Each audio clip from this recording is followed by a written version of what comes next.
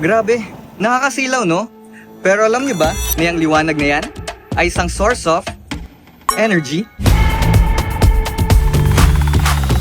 Hi! Ako nga pala si Engineer King, Grid Supervisor ng Aboitiz Power. And today, let's talk about solar energy.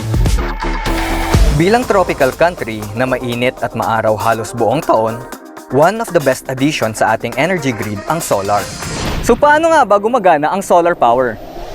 Kinukuha ng solar panels ang liwanag ng araw na binubuo ng mga photons at kino-convert ito into electricity na pinapadala sa grid to the distribution para maging kuryenteng gamit sa bahay at negosyo. Pagkasikat ng araw, na-excite nito ang mga panels, producing DC electricity. Ang inverters natin, kino-convert nito into AC electricity. Then, they go into series of stepping up gamit ang ating transformers hanggang maabot na niya ang mga towers to the grid. Solar comes with a lot of wins.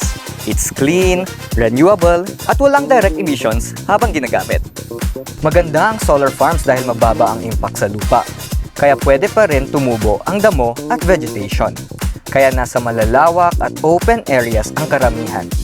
Gaya nito, ito, at itong Calatrava Solar dito sa Negros Occidental. Hi guys! Welcome to Calatrava Solar Power Plant.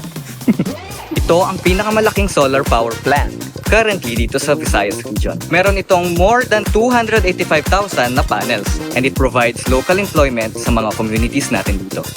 Sa ganitong mga proyekto, tinutulungan ng Aboitiz Power palawakin ang renewable energy sa bansa, kasabay ng layunin ng DOE na mas mataas na clean energy share. Hi guys! At ngayon, nandito tayo sa control room ng ating solar power plant.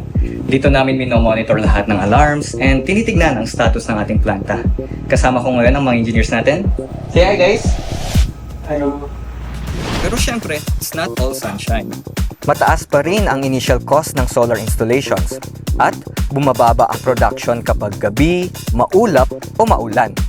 Kaya kailangan ang hybrid systems, combination ng solar, storage at ibang energy sources para stable at balanced ang power supply. Ito ang ginagawa ng Aboitiz Power para mas maging innovative at sustainable. Pinalalawak ang renewables habang maaasahan pa rin ang thermal sources para mas tuloy-tuloy ang supply ng kuryente at mas malinis ang energy. Kaya kung dati, init lang ang naisip nating dala ng araw, ngayon, nakikita rin natin ito bilang isang source ng kuryente. With the right mix of technologies, our power supply becomes cleaner, more reliable, and future-ready. O, di ba? May liwanag sa paliwanag.